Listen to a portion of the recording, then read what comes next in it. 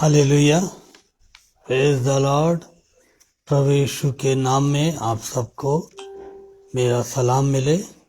मैं परमेश्वर का धन्यवाद देता हूं कि एक बार फिर से परमेश्वर ने मेरे जीवन में ये सुंदर अवसर दिया कि मैं परमेश्वर के वचन को लेकर आपके बीच में आ सका।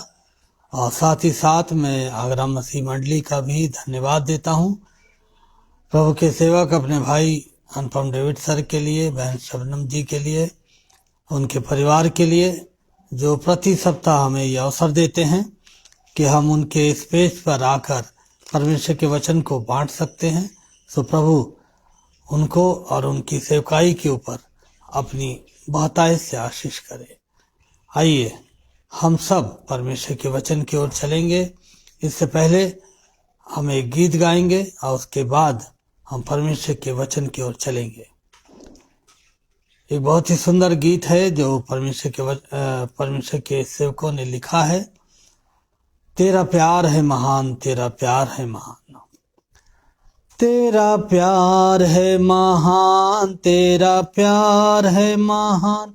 मैं जो पहले मुर्दा था तूने डाली मुझ में जान।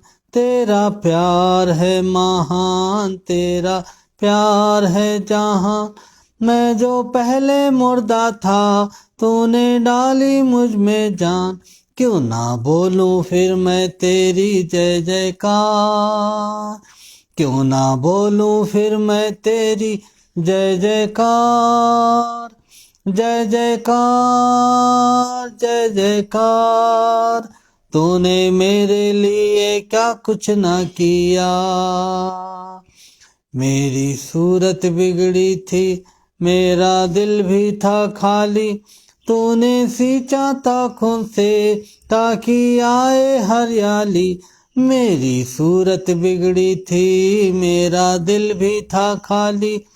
तूने सींचा था खून से ताकि आए हरियाली। तेरा प्यार है महान, तेरा प्यार है महान। मैं जो पहले मुर्दा था तूने डाली मुझ में जान। क्यों ना बोलूं फिर मैं तेरी जय जयकार, क्यों ना बोलूं फिर मैं तेरी जय जयकार।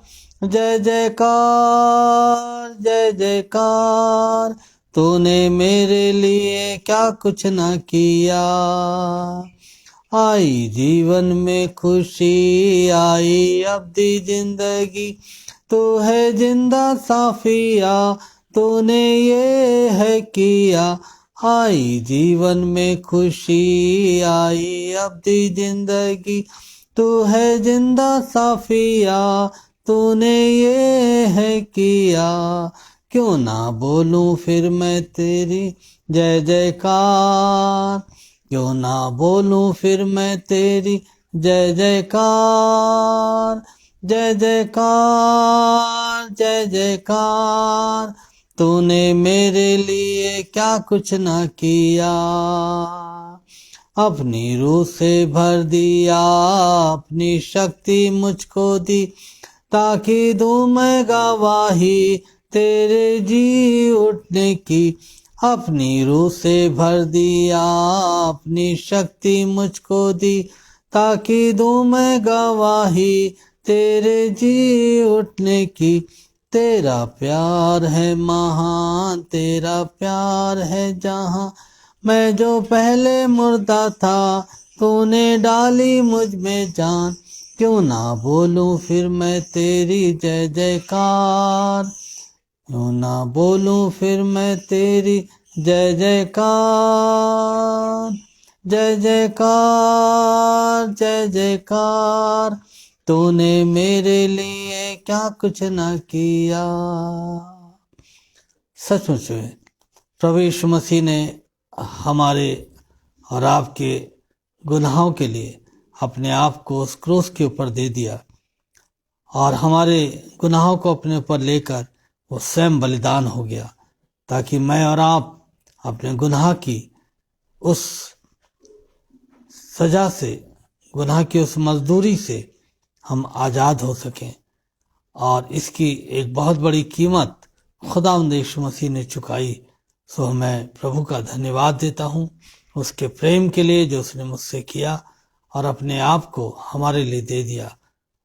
आइए हम सब प्रार्थना में चलेंगे और खुदा उनसे दुआ मांगेंगे। हमारे जिंदा आसमानी बाप, हम आपके निहायत ही शुक्रगुजार हैं प्यारे खुदावन तेरी बेपनाह मोहब्बत के लिए जो तूने मुझ गुनहगार से करी। और खुदावन तेरा वचन बताता है कि तूने कुल जहान से ऐसी मोहब्बत रखी कि अपने इकलौते बेटे हमारे खुदावंद यीशु मसीह को दे दिया ताकि जो कोई इस पर ईमान लाए वो हलाक ना हो बल्कि हमेशा की जिंदगी पाए। हम इस प्यार के लिए खुदावंद तेरा शुक्र करते हैं और खुदावंदा तेरी शुक्रगुजारी करते हैं यीशु मसीह के उस बड़े फजल के लिए जो हमारी जिंदगियों के ऊपर बना रहता है, जिसके कारण से प्रभु हम आज भी जिंदों के जैन पर कायम हैं। और खुदावंदा हम तेरी स्तुति कर सकते हैं, तेरी हमद शिताइश कर सकते हैं और अपने दुनियावी कामों को खुदावंदा कर सकते हैं। इस जीवन के लिए, इस जिंदगी के लिए खुदावन हम तेरा शुक्र करते हैं। और प्यारे खुदावन इस सुंदर मौके के लिए जो खुदावन तूने हमारी जिंदगी में जोड़ा है कि खुदावन हम तेरे कलाम को लेकर तेरे लोगों के बीच में आने पाए हैं। प्यारे खुदावन ये भी तेरा एक फजल है हमारी जिंदगी के लिए कि खुदावन तूने हमें सृष्टि के पहले से ही चुन लिया और ठहरा दिया कि प्रभु हम तेरे बेटे और बेटियां बने। न केवल बेटे और बेटियां बने बल्कि खुदावन तूने हमें अपना सेवक करके इस संसार में ठहराया ताकि खुदावंद हम अपने जीवन के द्वारा खुदावंदा तेरे नाम की मनादी करने पाएं। और खुदावंद बहुत सारी जिंदगियों को जो अभी भी गुनाह में हैं और खुदावंद जो तुझे जिन्होंने भी कबूल नहीं किया है, जो खुदावंदा जीवन में भटक रही हैं, जिनके जीवनों में कोई खुशी, आनंद और शांति नहीं है, हर एक ऐसे लोगों को खुदावन तेरे कलाम को सुनाए। और तेरे लोग जो खुदावन तेरे नाम में, तेरे खून में जिन्होंने नजात पाई है, उन्हें खुदावंदा उनके इस मसीही जीवन में हम उनको दृढ़ करने पाएं। इस खूबसूरत खिदमत के लिए खुदावन जो तूने हमें दी है तेरा शुक्र करते हैं। और आज की शाम में दुआ करते हैं कि खुदावन तो अपने कलाम के द्वारा हम सब से बातें करना और पाक रूह तो हम सब की सहायता अगुवाई करना। और ख़ास तौर से खुदावन इस सारे नेटवर्क को संभालिएगा और लाइट को संभालिएगा। और खुदावंदा मैं भी अपने आप को तेरे हाथों में सौंपता हूँ। मुझे भी अपनी वेदी के अंगारे से छूकर मेरे होठों को पवित्र कीजिएगा और अपने बोलों को, अपनी आवाज को, अपने शब्दों को मेरे मुंह में डालिएगा ताकि सुनने वालों के लिए खुदावन आज का ये कलाम बरकत बारिश ठहरने पाए। पाकरू हम अपने आप को तेरे हाथों में सौंप देते हैं, अपने सुनने वालों को तेरे हाथों में सौंप देते हैं और ये दुआ बड़े ईमान के साथ खुदावंद यीशु मसीह के वसीले से मांग लेते हैं। आमीन आमीन। खुदावन का धन्यवाद देते हैं, खुदावन का शुक्र हो उसकी तमाम आशीषों के लिए, बरकतों के लिए जो खुदावन ने मुझे और आपको दी हैं। तो खुदावन का धन्यवाद हो, उसकी बड़ाई हो, उसका धन्यवाद हो। आइए हम लोग खुदावन के कलाम की ओर चलेंगे और आज जो कलाम मैंने चुना है वो पाया जाता है न्यायों की किताब, पुराने नियम से न्यायों की किताब और उसका 13 बाब, न्यायों उसका 13 बाब। और हम इसको 2 पद से पढ़ेंगे, बल्कि 1 पद से पढ़ेंगे। और यहाँ पे इस तरह से लिखा हुआ है, इस्राएलियों ने फिर यहोवा की दृष्टि में बुरा किया, इसलिए यहोवा ने उनको पलिश्ती के वश में 40 वर्ष के लिए रखा। दानियों के कुल का सोरावासी मानो नामक एक पुरुष था जिसकी पत्नी के बांझ होने के कारण कोई पुत्र ना था। इस स्त्री को यहोवा के दूत ने दर्शन देकर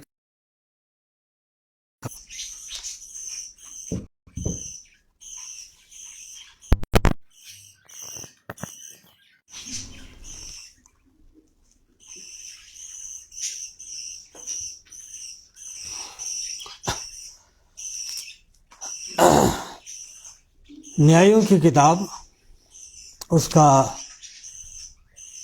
13 बाब और उसकी 1 आयत से हम पढ़ रहे हैं। और यहाँ पे इस तरह से लिखा हुआ है, इस्राएलियों ने फिर यहोवा की दृष्टि में बुरा किया, इसलिए यहोवा ने उनको पलिश्तियों के वश में 40 वर्ष के लिए रखा। दानियों के कुल का सोरावासी मानो नामक एक पुरुष था, जिसकी पत्नी के बांझ होने के कारण कोई पुत्र न था। इस स्त्री को यहोवा के दूत ने दर्शन देकर कहा, सुन, बांझ होने के कारण तेरे बच्चा नहीं, परंतु अब तू गर्भवती होगी और तेरे बेटा होगा। इसलिए अब सावधान रह कि ना तो तू दाखमधु या और किसी भांति की मदिरा पिए और ना कोई अशुद्ध वस्तु खाए, क्योंकि तू गर्भवती होगी और तेरे एक बेटा उत्पन्न होगा और उसके सिर पर छुरा ना फिरे, क्योंकि वह जन्म ही से परमेश्वर का नाजीर होगा और इस्राएलियों को पलिश्तियों के हाथ से छुड़ाने में वही हाथ लगाएगा। ये खुदा का जिंदा कलाम है, इसके पढ़े और सुने जाने पर उसकी बरकत हो। आज हमारा जो विषय है परमेश्वर के वचन को लेकर, आज हमारा विषय है कि एक विश्वासी कैसे प्रभु यीशु में स्थिर रह सकता है। एक मसीह जीवन एक ऐसा जीवन है जो बहुत बार जब वो आगे बढ़ता है तो ये बड़ा मुश्किल हो जाता है कि वो प्रभु में निरंतर बढ़ता चला जाए। तो आज हम इन्हीं बातों के ऊपर थोड़ा सा विचार करेंगे कि एक जो विश्वासी है वो कैसे प्रभु यीशु मसीह में स्थिर रह सकता है और किस तरह से अपने मसीह जीवन में वो आगे बढ़ सकता है। तो आइए, आज हमने एक कैरेक्टर को चुना है जिसका नाम शिमशोन है। आज हम शिमशोन के जीवन से और हम मूसा के जीवन से और हम बहुत सारे प्रभु के जो दास हुए हैं, प्रभु के जो जन हुए हैं, उनके जीवन से आज हम कुछ बातों को यहाँ पर सीखेंगे कि एक विश्वासी किस तरह से प्रभु यीशु मसीह में बढ़ सकता है, तरक्की कर सकता है। तो सबसे पहली जो बात है वो ये है कि जब हम परमेश्वर के वचन को अपना लंगर बनाते हैं, जब परमेश्वर का वचन को हम अपना लंगर बना लेते हैं, तो जैसा मैंने आपको बताया था कि लंगर जो है वो पानी के जहाज़ों में हुआ करता है। जो बड़े विशाल जहाज़ों को जब वो किनारे पर खड़े होते हैं तो वो जो उस जहाज को चलाने वाला व्यक्ति है उस लंगर को खोल देता है और वो लंगर समुद्र की तह तक जाता है और वो उस पानी के अंदर रेत में जाकर वो उसकी सतह पर जाकर अपनी पकड़ को बना लेता है। और जिसके कारण से जो लहरें हैं जो जहाज को इधर उधर करती रहती हैं, कभी कभी जहाज को बहा कर ले जाती हैं, उन सारी बातों से ये जो लंगर है ये जहाज की रक्षा करता है। इसी रीति से जब एक मसीह अपने मसीह जीवन में आगे बढ़ता है तो बहुत सारी परीक्षाएं, बहुत सारी बातें एक विश्वासी के जीवन में आती हैं, जो से जिस तरह से लहरें पानी के जहाज को डावाडोल करती रहती हैं, हिलाती रहती हैं और कभी कभी वो उनको बहा कर भी ले जाती हैं। इसी रीति से एक विश्वासी के जीवन में बहुत बार परीक्षाएं आती हैं जो एक विश्वासी को परमेश्वर से दूर ले जाती हैं।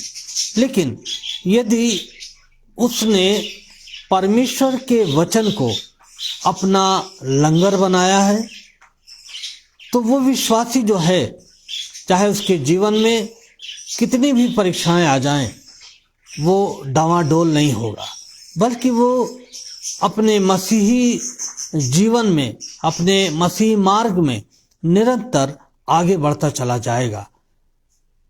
हमें परमेश्वर के वचन को क्यों अपना लंगर बनाना है? हमें परमेश्वर के वचन को अपना लंगर इसलिए बनाना है कि दाऊद कहता है कि तेरा वचन मेरे पांव के लिए, मेरे पथ के लिए क्या है? उजाला है। और ये वचन ही है जो हमें ठोकर खाने से बचाता है, जो हमें गलत मार्ग पर जाने से बचाता है, और ये वचन ही है जो हमें सारी परीक्षाओं से बचाता है और परीक्षाओं के ऊपर हमें जयवंत करता है। तो इसलिए हर एक विश्वासी को परमेश्वर के वचन को अपना लंगर बनाना चाहिए। और यदि हम परमेश्वर के वचन को अपना लंगर बनाते हैं तो हमारा जो मसीह जीवन है वो निरंतर आगे की ओर अग्रसर होता चला जाएगा। और यदि हम परमेश्वर के वचन को अपना लंगर नहीं बनाते हैं तो हमारे सामने बहुत सारा अवसर होता है कि हम अपने मसीही जीवन में, अपने मसीही मार्ग से अलग हट जाएं, अपने निशाने से हम चूक जाएं और हम पुनः पाप और बुराई में पड़ सकते हैं। लेकिन यदि हम परमेश्वर के वचन को अपना लंगर बनाते हैं तो ये जो परमेश्वर का वचन है ये हमें क्या करता है? ये हमें स्थिर करता है और हमें और आपको वो मसीह जीवन में निरंतर आगे बढ़ने में सहायता करता है। परमेश्वर चाहता है कि हम सब जो मसीह विश्वासी हैं वो परमेश्वर की आज्ञाओं को अपने जीवन में माने। लेकिन बहुत बार जब एक विश्वासी परमेश्वर के आज्ञाओं को या परमेश्वर जो बातें अपने वचन के द्वारा हमसे बोलता है, जब हम उनके प्रति कोई आदर नहीं दिखाते हैं तब हम बहुत बार चूक जाते हैं और मसीह जीवन में हमारे पास भटकने के लिए बहुत सारा अवसर होता है। परमेश्वर की आज्ञाओं के प्रति आदर दिखाना ये क्या है? किसको कहते हैं कि परमेश्वर की आज्ञाओं के प्रति आदर दिखाना? आदर का जो अर्थ होता है वो होता है कि परमेश्वर जो कुछ हमसे कह रहा है उसको मानना। यदि हम परमेश्वर के वचन को जब पढ़ते हैं और जब परमेश्वर उसमें हमसे बातचीत करता है, अपनी आज्ञाएं देता है, अपने नियम देता है और कहता है कि ऐसा करोगे तो तुम अपने जीवन में सफल होगे, आशीषित होगे, और यदि हम उसकी आज्ञाओं के प्रति कोई आदर नहीं दिखाते हैं तो हम उनको मानते नहीं हैं, तो मालूम है आपको बहुत बार मैं और आप इस बात को दर्शा रहे होते हैं कि हम परमेश्वर की आज्ञाओं का आदर नहीं कर रहे हैं, क्योंकि परमेश्वर के वचन को सुनना और मानना यही है परमेश्वर को आदर देना। लेकिन जब हम नहीं मानते हैं तो हम किसी भी रीति से परमेश्वर को आदर नहीं देते हैं। परमेश्वर ने, आप जो माता पिता हैं, हम सब जो माता पिता हैं और जिनके पास बेटे और बेटियां हैं, बच्चे हैं, वो इस बात को बहुत अच्छी तरह से समझते हैं कि माता पिता जो आज्ञाएं बच्चों को देते हैं, बच्चा उनका आदर कर रहा है या नहीं कर रहा है इस बात से प्रकट होता है कि जब एक बच्चा अपने माता पिता की आज्ञा को सुनकर उसे मानता है तो माता पिता समझ लेते हैं कि मेरा बेटा या मेरी बेटी मेरा आदर करते हैं, और जब वो नहीं मानते हैं तो माता पिता को दुख होता है और वो कहते हैं इसकी दृष्टि में मेरा कोई भी आदर नहीं है। तो इसी रीति से हमारा जो स्वर्गीय पिता है वो भी जब अपने वचन के माध्यम से मुझे और आपको आज्ञाएं देता है तो वो चाहता है कि हम उसके प्रति आदर दिखाएं, और आदर का अर्थ है कि हम उन आज्ञाओं को माने।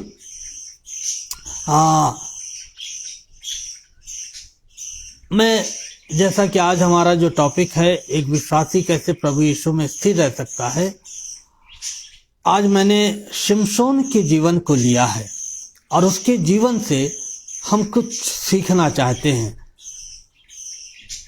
शिमशोन एक ऐसा जवान था जिसको परमेश्वर ने उसके माता पिता के जीवन में दिया था, और शिमशोन के बारे में बाइबल बताती है कि जब शिमशोन का जन्म होने वाला था तो परमेश्वर ने शिमशोन के माता पिता को बहुत सारी आज्ञाएं दी थी, बहुत सारे निर्देश दिए थे कि जब वो तेरा बच्चा होगा तो वो क्या क्या नहीं करेगा या क्या क्या उसको मत करने देना, और उसको सिखाना, आज्ञाएं देना कि वो उन बातों से परे रहे। 7 पद में लिखा है न्यायों 13:7, परंतु उसने मुझसे कहा, सुन, तू गर्भवती होगी और तेरे एक बेटा होगा, इसलिए अब ना तो दाख मधु या और किसी भांति की मदिरा पीना और ना कोई अशुद्ध वस्तु खाना, क्योंकि वह लड़का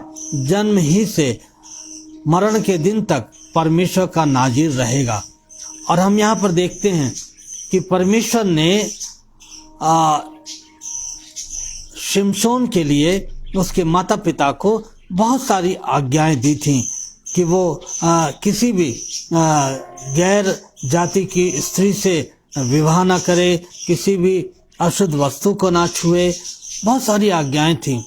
और हम देखते हैं कि शिमशोन यद्यपि परमेश्वर की ओर से नाजिर था, परमेश्वर की ओर से चुना गया था, लेकिन शिमशोन ने क्या किया कि जो आज्ञाएं परमेश्वर ने अपने मुख से जो वचन कहे थे कि इन कामों को मत करना, शिमशोन ने उन्हीं कामों को करा और उसने परमेश्वर की आज्ञाओं के प्रति, या यूं कहें अपने माता पिता की आज्ञाओं के प्रति कोई आदर नहीं दिखाया और उसने उन आज्ञाओं को नहीं माना।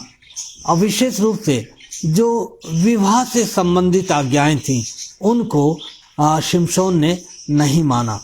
विवाह संबंधी जो आज्ञाएं थीं, व्यवस्था विवरण 7 में लिखा हुआ है।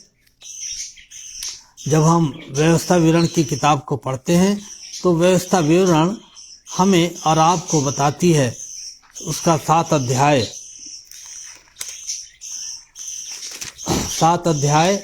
और उसका 3 पद, और यहाँ पर इस तरह से लिखा हुआ है, और ना उनसे ब्याह शादी करना, ना तो अपनी बेटी उनके बेटों को ब्याह देना, और ना उनकी बेटी को अपने बेटे के लिए ब्याह लेना। ये परमेश्वर बातचीत कर रहा है इस्राएलियों से, अपने लोगों से, और वो क्या कह रहा है कि देखो, मैं तुम्हें जिस देश का अधिकारी करने जा रहा हूँ, और जब वो तुझे उस देश में जब मैं तुम्हें उस देश में पहुंचा दूं तो तुम्हारे सामने हित्ती, गिरगासी, एमोरी, कनानी, परिज्जी, हिब्बी, यबूसी, बहुत सारी जातियां होंगी, है ना। उन सब को तुम क्या करना, निकाल देना, और तेरा परमेश्वर यहोवा उन्हें तेरे द्वारा हरा देगा, तू उन पर जय प्राप्त करेगा और उन्हें पूरी रीति से नष्ट कर डालना, और उनसे ना वाचा बांधना और ना उन पर दया करना, और ना उनसे ब्याह शादी करना, ना तो अपनी बेटी उनके बेटों को ब्याह देना और ना उनकी बेटी को अपने बेटों के लिए ब्याह देना।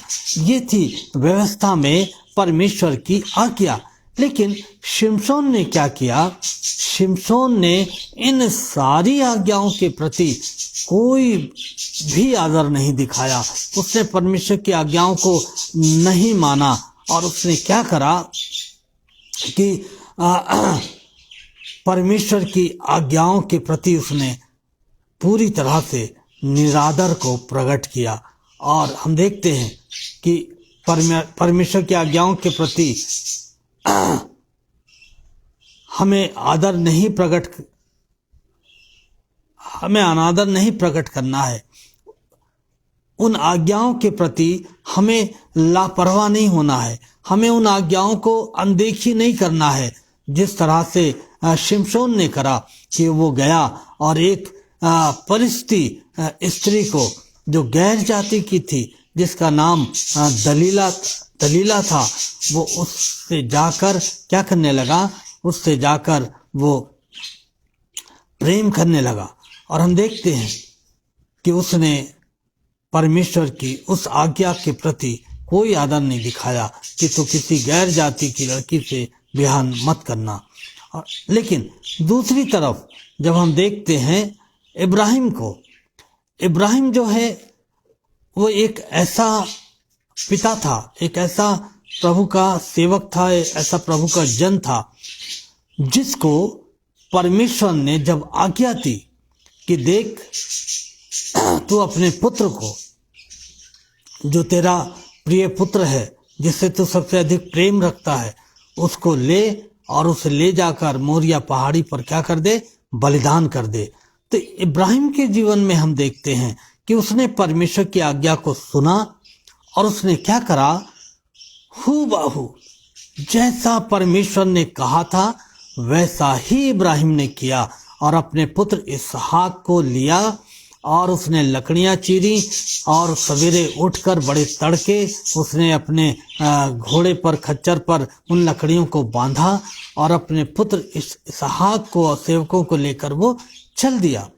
हम यहाँ पर देखते हैं कि अब्राहम के लिए इस आज्ञा को पूरा करना, कि जो पुत्र उसे इतने वर्षों के बाद मिला था, उस पुत्र को वो परमेश्वर के कहे अनुसार क्या कर दे, बलिदान कर दे। ये एक बहुत ही कठिन आज्ञा थी अब्राहम के लिए। लेकिन अब्राहम ने परमेश्वर की आज्ञा के प्रति पूरा आदर दिखाया। किस तरह से दिखाया? परमेश्वर की आज्ञा को मानकर, और वो अपने पुत्र को लेकर उस पहाड़ी पर गया और जैसे ही वो अपने पुत्र को बलिदान करने वाला था, वैसे ही परमेश्वर ने कहा रुक जा, ठहर जा। तो यहाँ पर हम देखते हैं दो तरह के लोगों को, एक जो परमेश्वर की ओर से नाजीर है, अलग किया हुआ है, पवित्र किया गया है, उसने परमेश्वर की आज्ञाओं को सुना, लेकिन उसके प्रति उसने कोई भी आदर नहीं दिखाया। किस तरह से? ना मानकर, और उसने उन्हीं कामों को किया जो परमेश्वर ने मना किए थे। लेकिन दूसरी तरफ हम अब्राहम को देखते हैं, जिसने परमेश्वर की आज्ञा को सुना और उसने परमेश्वर की आज्ञा का आदर किया। किस तरह से आदर किया? परमेश्वर के वचन को मानकर, और उसने उस काम को किया जो उसके लिए बहुत कठिन था, लेकिन क्योंकि परमेश्वर की आज्ञा थी, उसको पूरा करना था, क्योंकि वो परमेश्वर से प्रेम करता था और वो किसी भी रीति से उसने परमेश्वर की आज्ञा को पूरा करने में लापरवाही नहीं दिखाई, अनदेखी नहीं करी, परमेश्वर की आज्ञा के प्रति अनादर नहीं प्रकट किया, बल्कि जैसा परमेश्वर ने कहा वैसा ही उसने किया। और इसके एवज में हम देखते हैं, जब एक व्यक्ति आज्ञा को मानता है, परमेश्वर की आज्ञाओं को मानता है, परमेश्वर की आज्ञाओं को मानता है, तो परमेश्वर उसको आशीष देता है। और अब्राहम को भी परमेश्वर ने बहुतायत से आशीष दी। तो खुदा के लोगों, जब हम एक मसीह जीवन में आगे बढ़ रहे हैं, शिमशोन ने परमेश्वर के वचन को अपना लंगर नहीं बनाया, उसके प्रति उसने कोई आदर नहीं दिखाया, और इसका परिणाम क्या हुआ कि जिस कार्य के लिए परमेश्वर ने उसको अलग किया था, जिस कार्य के लिए उसको बुलाया था, बचाया था, उस कार्य को शिमशोन जो है वो नहीं कर पाया। और परमेश्वर की आज्ञाओं का उसने पूरा पूरा अनादर किया, उन्हें ना मानकर। लेकिन जो लोग परमेश्वर के वचन को अपना लंगर बना लेते हैं, वो हमेशा परमेश्वर की आज्ञाओं को क्या करते हैं, पूरा करते हैं, उनको मानते हैं। और ये जो मानना है उन्हें हियाव देता है, और वो निरंतर अपने मसीही जीवन में, अपने विश्वासी जीवन में निरंतर आगे की ओर बढ़ते चले जाते हैं, जैसे अब्राहम बढ़ता चला गया। दूसरी बात कि एक विश्वासी कैसे प्रभु यीशु में स्थिर रह सकता है। अब्राहम आज्ञा मानकर अपने परमेश्वर में स्थिर रहा, लेकिन शिमशोन जो है उसने परमेश्वर की आज्ञा को ना मानकर एक बहुत भारी नुकसान अपने लिए उठाया। दूसरी बात हम देखते हैं कि एक विश्वासी कैसे प्रभु यीशु में स्थिर रह सकता है। दूसरी बात है कि हमें परमेश्वर की इच्छाओं को पूरा करना चाहिए, ना कि हमें अपनी इच्छाओं को पूरा करना है। परमेश्वर ने मुझे और आपको इसलिए चुना है, इसलिए ठहराया है कि मैं और आप परमेश्वर की इच्छा को पूरा करें। जब एक व्यक्ति को परमेश्वर चुन लेता है, बचा लेता है, अपना बना लेता है, तो उस व्यक्ति का जो जीवन है वो पूरी रीति से परमेश्वर का हो जाता है। फिर वो अपनी इच्छा को पूर्ण नहीं करता है, बल्कि उसका हर समय ये उद्देश्य होता है, वो हर समय इस बात को पूरा करना चाहता है कि परमेश्वर की मर्जी क्या है, परमेश्वर की इच्छा क्या है, और वो सर्वदा परमेश्वर की इच्छा को पूरा करना चाहता है। हमें भी परमेश्वर की आज्ञाओं का, परमेश्वर के निर्देशों का, परमेश्वर के वचन का पालन करना चाहिए। और जब मैं और आप उसका पालन करते हैं, तब हम मसीह जीवन में स्थिर होने पाते हैं। शिमशोन ने अपनी इच्छाओं को पूरा करने के लिए परमेश्वर की आशीषों को क्या करा, छोड़ दिया। जब एक व्यक्ति परमेश्वर की आशीषों को पूरा करता है, परमेश्वर की आज्ञाओं को पूरा करता है, तो परमेश्वर उसको यूं नहीं छोड़ देता। जब एक व्यक्ति परमेश्वर की आज्ञाओं को मानता है, पूरा करता है, उसके अनुसार चलता है, तो परमेश्वर की जो आशीष है उसके जीवन में आती है, उसके परिवार में आती है। लेकिन जब एक व्यक्ति परमेश्वर के मार्गों पर नहीं चलता है, परमेश्वर के वचन को अपना लंगर नहीं बनाता है, उसकी आज्ञाओं को नहीं मानता है, तो बहुत बार वो आशीषें जो हैं उससे छिन जाती हैं, अलग हो जाती हैं। और शिमशोन के साथ यही हुआ। मालूम है आपको, शिमशोन को परमेश्वर ने अपने लिए चुना था, अपने लिए उसने इस संसार में शिमशोन को भेजा था, उसको नाजिर किया था, पवित्र किया था, और एक सेवा सौंपी थी कि वो इस्राएलियों को पलिश्तियों से छुड़ाए। मैं और आप भी परमेश्वर की ओर से बचाए गए हैं, पवित्र किए गए हैं। हम सब भी नाजिर हैं, अलग किए हुए लोग हैं संसार से। परमेश्वर ने हमें संसार की बुराइयों से छुड़ा लिया है। हम पवित्र लोग हैं। पवित्र का अर्थ यही होता है, अलग किए हुए लोग। और परमेश्वर ने मुझे और आपको अलग किया है, एक पवित्र समाज बनाया है। परमेश्वर चाहता है कि मैं और आप परमेश्वर की इच्छा को सर्वदा अपने जीवन से पूरा करें। बहुत बार हमारी जो इच्छाएं होती हैं, पौलुस तीमुथियुस को ये सलाह देता है कि जवानी की अभिलाषाओं से भाग, रुपए के लोभ से बच। क्योंकि पौलुस तीमुथियुस को ये सिखाता है कि बहुत सारे लोग हैं जो अपनी अभिलाषाओं में फंसकर उन्होंने अपने आत्मिक जीवन को नाश कर लिया। बहुत सारे जीवन हैं जो रुपए के लोभ में पड़ गए और उनका आत्मिक जीवन डूब गया। तो हम देखते हैं कि हमें सर्वदा परमेश्वर की आज्ञाओं का पालन करना चाहिए। यदि हम परमेश्वर के वचन को अपना लंगर बनाते हैं, परमेश्वर के वचन को मानते हैं, उसका आदर करते हैं, तो बहुत बार मैं और आप बुराई करने से बच जाते हैं, बुराई में पड़ने से बच जाते हैं, बुराई करने से बच जाते हैं और हम नाश होने से बच जाते हैं। लेकिन शिमशोन ने ऐसा कुछ नहीं किया। उसने परमेश्वर के वचन के प्रति कोई आदर नहीं दिखाया। न्यायों की किताब उसका 13 अध्याय और उसकी 5 आयत में लिखा हुआ है,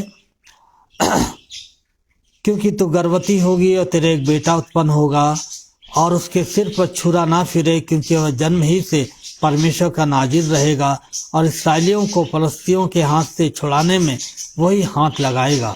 8वें पद में लिखा हुआ है, तब मानो ने यहोवा से यह विनती की, हे प्रभु विनती सुन, परमेश्वर का वह जन जिसे तूने भेजा था हमारे पास आए और हमें सिखाए कि जो बालक उत्पन्न होने वाला है उससे हम क्या क्या करें। और फिर 14 आयत में लिखा हुआ है, या कोई वस्तु जो दाखलताओं से उत्पन्न होती है ना खाए और ना दाखमधु या किसी भांति का मदिरा पिए और ना कोई अशुद्ध वस्तु खाए, जो आज्ञा मैंने इसको दी थी उसी को या माने। और फिर 24 आयत में लिखा हुआ है, और उस स्त्री के एक बेटा उत्पन्न हुआ और उसने उसका नाम शिमशोन रखा और वह बालक बढ़ता गया और यहोवा उसको आशीष देता रहा। 25 आयत में लिखा हुआ है, और यहोवा का आत्मा सोरा और एस्ताओल के बीच महनेदान में उसको उभारने लगा। परमेश्वर ने सारे निर्देश शिमशोन के लिए उसके माता पिता को दिए थे और मैं ये विश्वास करता हूं कि उसके माता पिता ने ये सारी आज्ञाएं जो परमेश्वर की ओर से उसके माता पिता को मिली थी उन्होंने शिमशोन को बताई होंगी और परमेश्वर ने शिमशोन को अपनी रूह से मसा किया था, अपनी आत्मा से मसा किया था।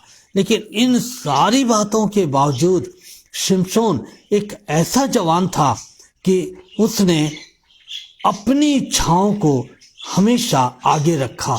जो कुछ उसकी आंखों को अच्छा लगता था, जो कुछ उसके मन को अच्छा लगता था, उन कार्यों को शिमशोन ने किया।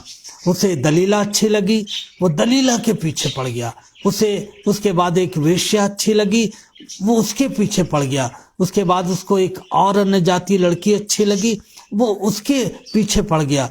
और हम यहाँ पर देखते हैं कि एक खुदा की ओर से मसा किया हुआ जन, जो परमेश्वर का जन है, उसने केवल इस संसार में वो अपनी आंखों की अभिलाषाओं के अनुसार चला, अपनी आंखों के देखे अनुसार चला। जो उसे अच्छा लगता था वही वो करता था, जो उसकी इच्छा करती थी वो करता था। लेकिन परमेश्वर चाहता है कि जब उसने हमें और आपको चुना है, अलग किया है, पवित्र किया है, अपनी प्रजा बनाया है, अपना याजक बनाया है, तो परमेश्वर चाहता है कि मैं और आप अपनी इच्छा नहीं बल्कि परमेश्वर को क्या भाता है हम इस बात की चिंता करें और निरंतर हम परमेश्वर की इच्छा को पूरा करने के लिए तत्पर पाए जाएं। और तब हम अपने मसीह जीवन में स्थिर बने रहेंगे और उन्नति करते चले जाएंगे। और ये तभी होगा जब हम परमेश्वर के वचन को अपना लंगर बना लेंगे, अपना लंगर बना लेंगे। और परमेश्वर के वचन के अनुसार जब हम चलेंगे तो हम किसी भी रीति से अपने विश्वासी जीवन में हम गिरेंगे नहीं, भटकने नहीं पाएंगे और हम उसमें स्थिर रहेंगे। जब मैं मूसा के बारे में सोचता हूँ, मूसा भी एक जवान लड़का था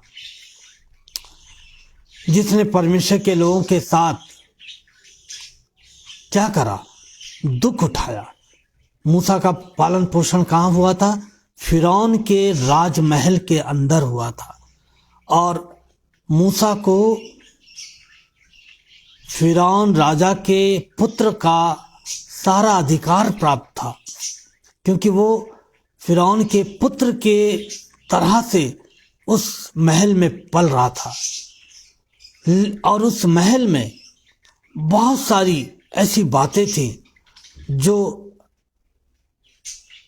अय्याशी की बातें थी, जो अपवित्रता की बातें थी, लेकिन इन सब के बीच में मूसा रहा और इन सब के बीच में रहते हुए उसने फिरौन के उस महल में थोड़े दिन सुख भोगने के बजाय परमेश्वर के साथ या परमेश्वर के लोगों के साथ दुख उठाना बेहतर समझा। और उसने क्या करा, उसने उस राजमहल में हमेशा इस बात की चिंता करी, जब उसके सामने अभिलाषा जागृत होती थी, जब परीक्षा आती थी, तो वह अक्सर अपने मन में ये सोचता था कि परमेश्वर को क्या भाता है, परमेश्वर को क्या अच्छा लगता है, परमेश्वर की उसके लिए क्या इच्छा है। खुदा के लोगों, परमेश्वर के लिए मेरी और आपकी यही इच्छा है, जैसा वो कहता है कि पवित्र बनो, क्योंकि जैसा तुम्हारा बुलाने वाला पवित्र है वैसा तुम भी पवित्र बनो। और मूसा हमेशा परमेश्वर की इच्छा के बारे में सोचता था कि वो किस तरह से परमेश्वर की इच्छा को पूरा कर सकता है, और इसलिए वो उस राजमहल के ऐशो आराम में नहीं पड़ा, वहाँ की तमाम तरह की ऐशो आराम की बातों में नहीं पड़ा। उसने अपने जीवन को अपवित्रता के लिए नहीं दिया, बल्कि उसने खुदा के लोगों के साथ दुख उठाना भला समझा। इब्रानियों 11:25 में हम इस बात को पाते हैं कि मूसा को ये भला लगा, अच्छा लगा कि वो परमेश्वर के लोगों के साथ थोड़े दिनों के सुख भोगने के बजाय दुख उठाए। और क्यों दुख उठाया उसने? क्योंकि वो परमेश्वर की इच्छा को पूरा करना चाहता था।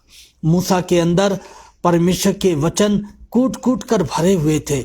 उसकी परमेश्वर की जो आज्ञाएं थी उन्हें वो जानता था, और उसने उस राजमहल में रहते हुए परमेश्वर की आज्ञाओं के प्रति पूरा पूरा आदर दिखाया। किस तरह से? उनको मानकर, और उसने अपने आप को पवित्र रखा, और उसने खुदा के लोगों के साथ दुख उठाया।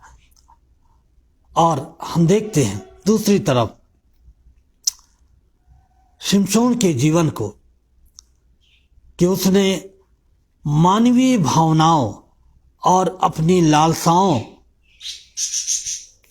को पूरा करने के लिए उसने परमेश्वर की आज्ञाओं को टाल दिया, उनका निरादर किया जो परमेश्वर को पसंद नहीं था। उन्हीं कामों को शिमशोन ने किया। बहुत बार मैं और आप भी, परमेश्वर ने आपको मुझे अलग किया है, एक पवित्र प्रजा बनाया है, अपना याजक बनाया है। वो हमसे और आपसे भी चाहता है कि जब हम मसीह जीवन में बढ़ रहे हैं, बहुत सारी चीजें आएंगी जो हमें लुभाएंगी, जो हमें अपनी ओर आकर्षित करेंगी। जवानी की अभिलाषाएं हैं, उसमें आंखों की अभिलाषाएं हैं, जीविका का घमंड है। ये सारी बातें हमें अपनी ओर खींचेंगी कि हम मसीह जीवन से भटक जाएं।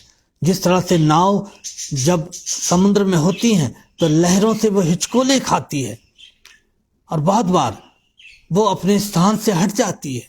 इसी रीति से इस संसार में जब मैं और आप रहते हैं, बहुत बार परीक्षा रूपी लहरें उठती हैं। शरीर की अभिलाषाएं को पूर्ण करने का भावनाएं उठती हैं, लालच आता है।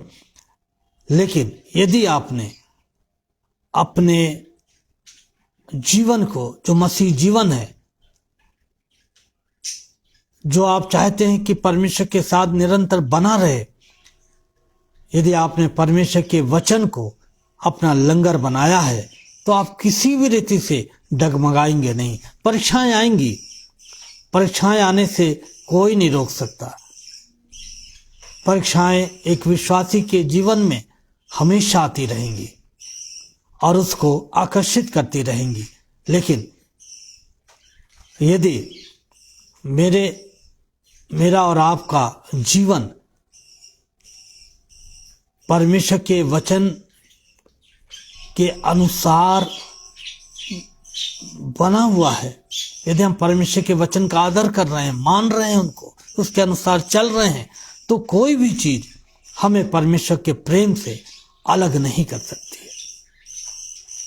और मूसा जो है वो परमेश्वर के प्रेम में बना रहा और उसने परमेश्वर की आज्ञाओं को माना और वो अपने मसीही जीवन में हम देखते हैं कि वो एक महान अगुवा बना, एक महान लीडर बना और वो इस्राएलियों को गुलामी से छुड़ाने वाला व्यक्ति बना। परमेश्वर ने उसको बहुत आयत से इस्तेमाल किया और अपनी महिमा के लिए उसको इस दुनिया में रखा। लेकिन शिमशोन का जीवन हम देखते हैं कि स्वार्थ, उसके जीवन में जो स्वार्थ था, परमेश्वर ने उसको किस लिए अलग किया था, किस लिए नाजीर बनाया था, किस लिए अपना आत्मा दिया था, किस लिए शिमशोन को परमेश्वर ने अपनी पवित्र आत्मा का मसा दिया था कि वो इस्राएलियों को पलस्तियों से छुड़ाए। लेकिन कहीं पर भी शिमशोन के जीवन में वो परमेश्वर के कार्य के लिए कभी नहीं लड़ा। जब भी उसने पलस्तियों से लड़ाई करी, अपने स्वार्थ के लिए लड़ाई करी। यदि कोई लड़की उसको पसंद है, उसको छुड़ाने के लिए उसने लड़ाई करी।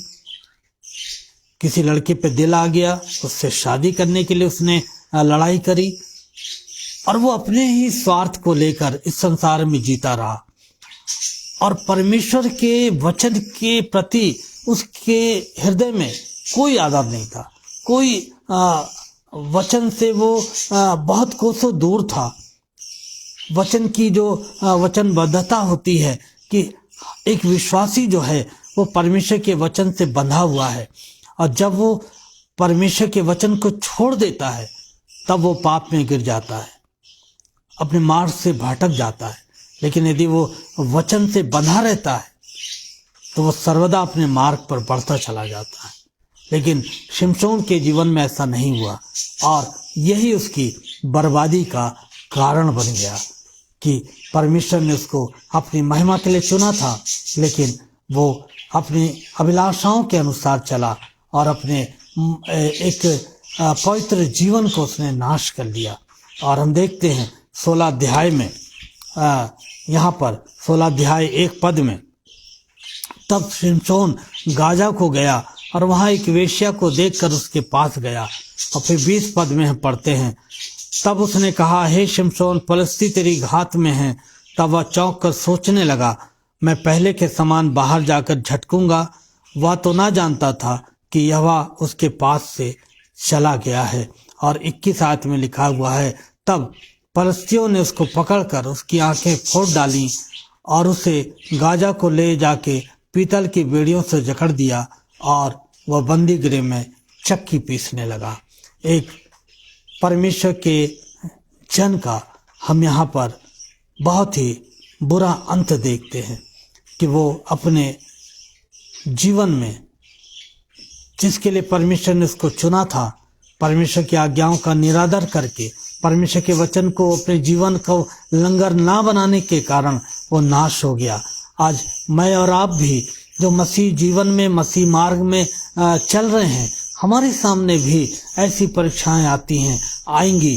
लेकिन यदि हमने परमेश्वर के वचन को अपना लंगर बना रखा है तो आप यकीन मानिए कोई भी चीज आपको परमेश्वर के मार्ग से आगे बढ़ने से नहीं रोक सकती है।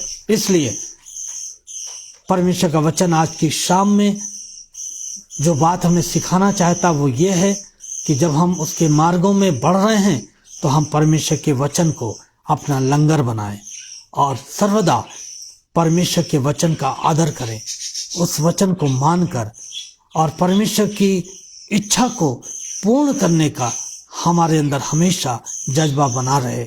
ना कि हम अपनी इच्छा को पूरा करें, बल्कि हमारी ये इच्छा हो कि हम परमेश्वर की इच्छा को पूरा करें। और यदि हम ऐसा करेंगे तो हम निरंतर अपने मसीह जीवन में सफल होंगे और आगे बढ़ते चले जाएंगे। परमेश्वर आपको इन वचनों के द्वारा बहुत आयत से आशीष दे। आइए हम प्रार्थना करेंगे। हमारे जीवित और सामर्थी परमेश्वर पिता, हम बड़े धन्यवाद के साथ आपके चरणों में आते हैं। प्रभु, आपके जीवित वचन के लिए आपको धन्यवाद देते हैं।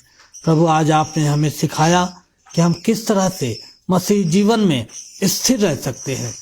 प्रभु तेरे वचन रूपी लंगर यदि हमारे जीवन में है तो प्रभु हम किसी रीति से भी डवाडोल नहीं होंगे। हम तेरे मार्गों में स्थिर रहकर तेरे मार्गों में बने रहेंगे।